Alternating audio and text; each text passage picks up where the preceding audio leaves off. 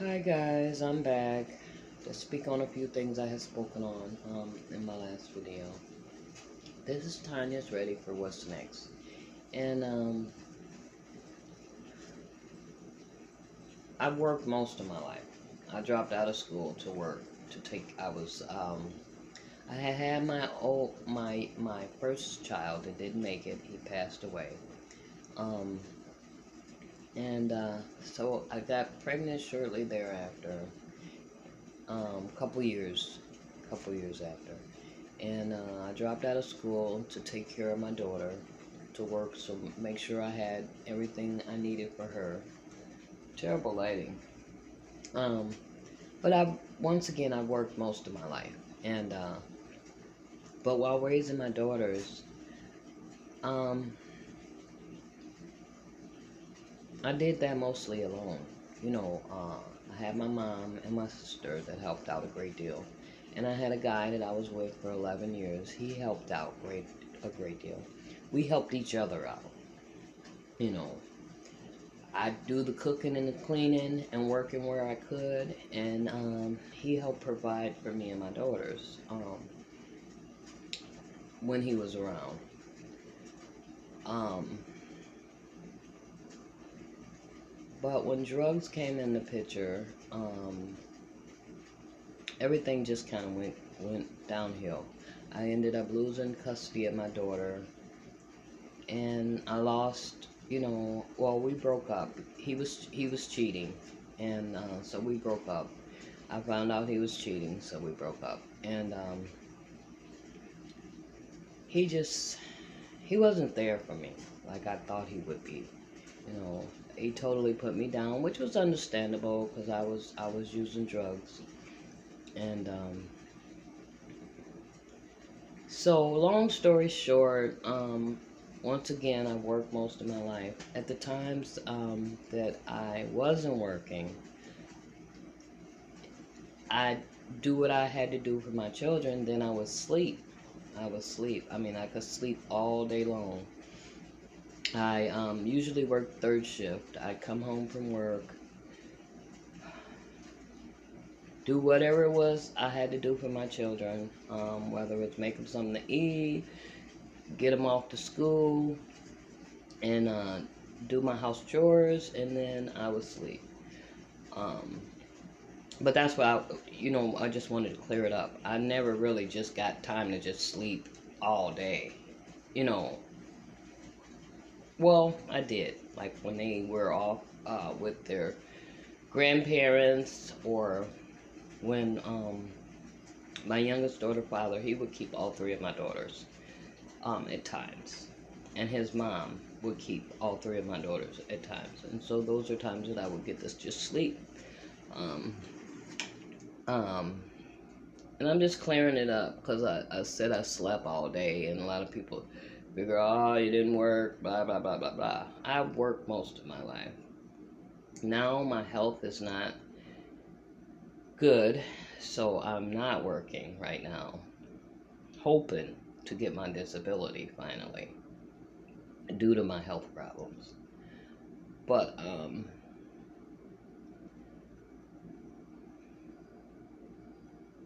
once again, just sharing, y'all. This is Tanya's ready for what's next. I didn't want to get up this. I didn't want to get up today, but I got up because I have to get up and eat. If I don't get up and eat, then I feel sick. So I get up, I make me a little something to eat. Today is rice and a boiled egg. I was gonna make some sausage, but I'm not really in the mood for sausage. But just sharing, y'all. Got my cup of coffee every day. Back when I worked, this is what I would wake up to: my coffee. I had my coffee all day long. A lot of times without eating anything, just coffee. Off to work, coffee throughout the day. Eat something at lunchtime, and then you know, um,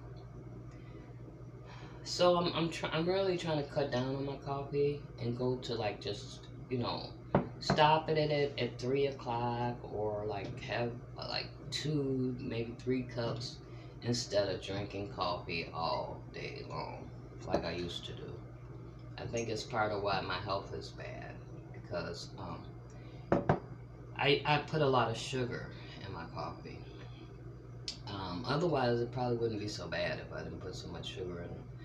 But once again, y'all, just making a video. I haven't been making videos often because I haven't really had anything interesting to show y'all. So I'm at the point where, I mean, before I used to just make videos just to make videos. But now it's like if I don't really have anything to talk about or anything good to show, I don't make the videos because because they're not going to be watched and or showed. So, but with the things I said earlier, I just wanted to clarify it. I've done my best to work the majority of my life and do all that I can to help those that I love. In the relationships I was in, like I said, I was with a guy for 11 years and it ended badly. You know what I mean? And it was a lot due to my fault because I got on drugs and he looked down on me. I ended up taking him to court to get more child support, and so then he took me to court and sued me for custody of my daughter because I was on drugs. I lost my daughter. I lost custody of my daughter to him, and along with that, in court, he brought up a lot of painful things, how I was just a crackhead, and my mom was on crack, and this and that. Very painful. It was a very painful time. And I never thought, like when we were together, I never thought he'd be the one to turn on me and put me down so bad. And I blamed him. I was angry at him for a long time. But considering that I was the one in the wrong, I forgave him. And also he was there for me after, when I was in need of a place to stay, when I was finally trying to get myself clean, he was there. So, and he's still there, and he's always been there for all three of my daughters. So I'm not angry at him anymore for bad mouthing me, putting me down, cheating on me, and taking my daughter from me at the time where I needed her the most. Well, I felt I needed her the most, but I think, and like I guess everybody else think that it was for the best that he won custody of her because I was on drugs. But like I said, so that relationship I had, and then before that relationship, I was with a guy for 5 years. We were young. He was my first love. I was crazy about him. He was crazy about me. I got pregnant, and neither one of us was ready. I was 16, and long story short, I was 8 months pregnant. My baby was due to be born the next month. I went in labor, called the doctor. The doctor told me to take some Pepto-Bismol, call in the morning. And while my baby had his navel cord wrapped around him, in which it strangled him, and he died. And when I got to the hospital, he was dead. There was no heartbeat. So after that, me and him had broke up before then, but after that, 2 years later, let's see, 86, that happened in 86, 87, 88, 89, 88. 2 years later, I got pregnant with my oldest daughter. Thank the Lord, she is well. And so I had a child that didn't make it in 86, I had a child in 88, and I had a child in 89, and then my youngest daughter was born in 91. And so I have 3 beautiful daughters whom I love so very much. And my middle daughter, birthday was yesterday, She celebrated her birthday, and like I said, I was able to send her a little money and a birthday card, so that made me feel good. And like I said, once again, two of my daughters go all out for me on my birthday and Christmas, and not always Thanksgiving. I said Thanksgiving, but not Thanksgiving, like Christmas, birthdays, um, and some Valentine's Day. They go out their way and make sure their mom has something nice, and I'm very grateful. I'm very grateful. Um, and once again, I'm not, even though I'm lonely, I'd rather be lonely than, like I said before, have someone that doesn't care about me, just with me for their selfish pleasures, which has happened. You know what I mean? I've been with, like the guy I was with for 11 years. He claimed to love me, but not once did he want to marry me. He never proposed to me. He was there to help me with my children. Thank the Lord. I'm grateful for that. But as far as I wanted to get married, I did. I wanted to marry him, but he never proposed. And looking back on it, it's like he just wanted me for what he wanted me for, you know.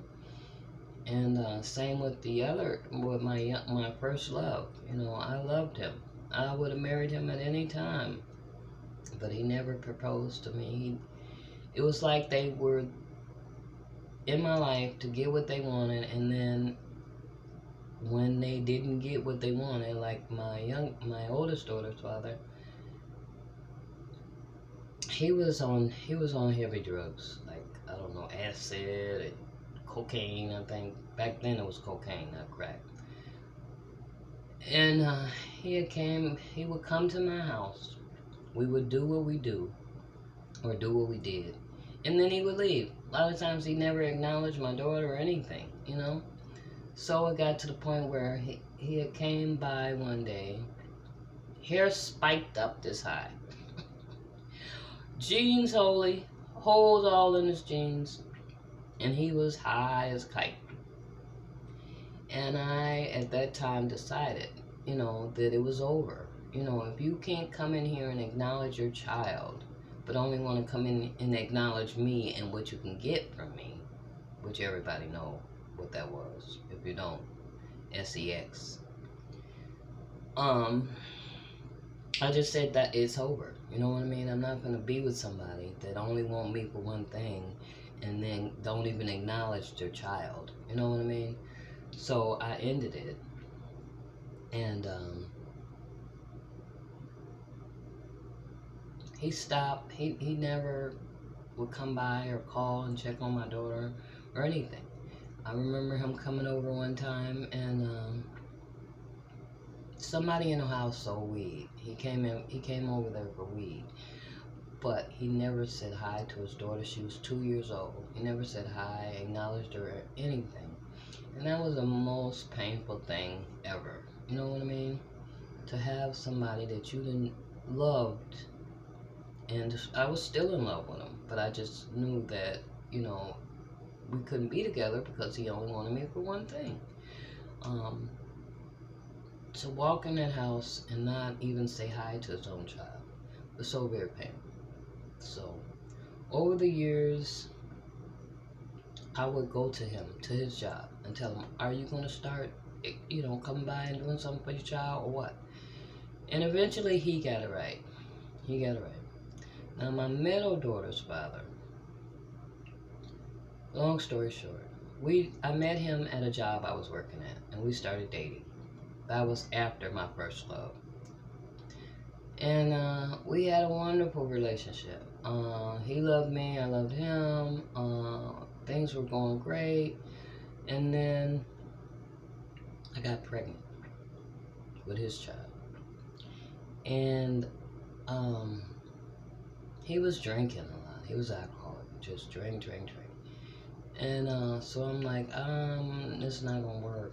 So, and then we had got into it one time, and I think I'm so big and bad. Well, back then, thought I was so tough and big and bad, and can't nobody with me and this and that. He pushed me down one day, and I was pregnant, but I hadn't told him. He pushed me down, and I bumped my head, and it terrified me. It totally terrified me. So in my head, I'm thinking, okay, this has got to come to an end. I'm breaking up with him.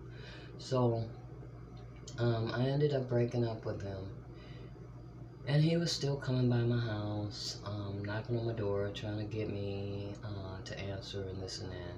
But I didn't answer and or let him know that I was pregnant, because I was afraid that if he knew, then I would really have a hard time um, getting him all away. You know what I mean? He would make threats. At that time, I had one daughter by my first love, and he was crazy about her. He did. He helped me out a lot with her. Um, and he used to make threats that he was gonna go to Child Protective Services and tell them this and tell them that. He was gonna take my child from me. So I was afraid. And he was, like I said, he was an alcoholic. So I was afraid that he made threats too. He was gonna kill himself. He was gonna kill me, and he was gonna take custody of my child, and this and that. So, and at the same time, I'm pregnant with his child, and I'm getting bigger, bigger. And one time he had came by, and I don't know, I was showing. I was probably like 6 or 7 months, and he beat on the door all night long, hollering, yelling, and screaming. And my mom was gonna open the door for him, but I'm like, no, don't open the door for him. If he see I'm pregnant, then I'm never gonna be able to get rid of him. You know what I mean? And like I said, he was an alcoholic, and he had, he was abusive. Thank God it was only one time that he did push me down and make me bump my head, but I just felt like if we stayed together, it would get worse. So I didn't open the door for him. I let my mom open the door for him. So later on, I think it was after I had my daughter, I called him and let him know that I had a child. And he denied it was his child. He denied it was his child. He didn't want nothing to do with me and or the child. And I felt bad. I did. I felt really bad because I felt like I should have let him know. Long story short, he totally disowned my child. He totally disowned me.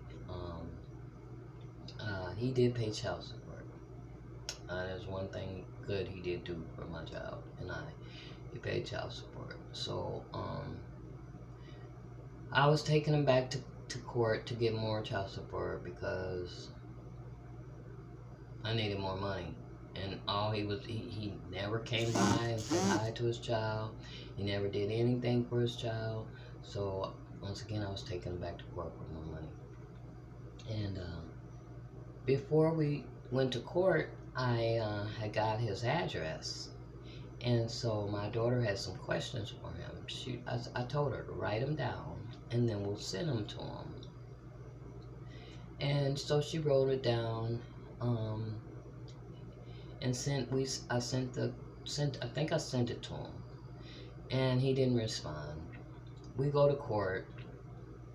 He walk in, and he didn't even look at me and or his child. And that was the most painful thing ever, for him to not acknowledge our child. So at that point, well, before then, I paid him a visit. I had got his address, so yes, I paid him a visit. I was after he had missed like two court hearings. And so I paid him a visit. He requested like 3 blood tests, and